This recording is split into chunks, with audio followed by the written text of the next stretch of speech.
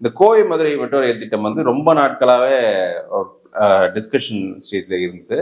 அது 2021 திமுக ஆட்சி அமைஞ்ச உடனே அவங்க வந்து இந்த டிபிஆர் ஒர்க் ஸ்டார்ட் பண்ணாங்க. டிபிஆர் ஒர்க்கு ஸ்டார்ட் பண்ணாலே அது ஒரு வருஷம் 1.5 வருஷம் ஆகும். ஸோ இந்த டிபிஆர் ஒர்க்கு அதன் அடிப்படையில் கோவைக்கு வந்து 10,443 கோடி செலவில் ஒரு மெட்ரோ ரயில் திட்டம் வந்து அறிவிக்கப்பட்டது.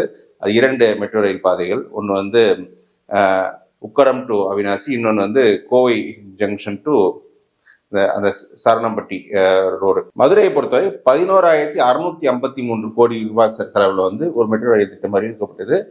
ஒரே பாதை தான், திருமங்கலம் முதல் ஒத்தக்கடை வரை.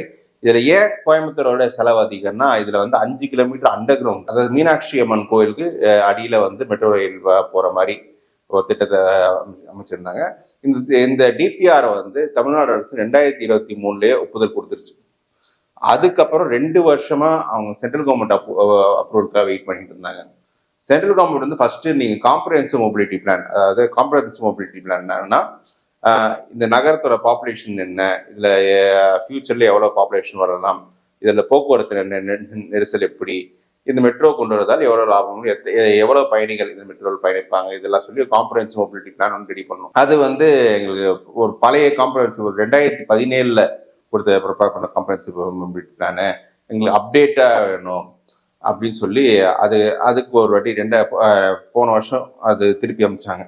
இவங்க வந்து அதை அப்டேட் பண்ணி மீண்டும் சென்ட்ரல் கவர்மெண்ட்டுக்கு கொடுத்து எங்க அப்ரூவல் வரும் ஆவலாக வெயிட் பண்ணிட்டு இருந்தாங்க.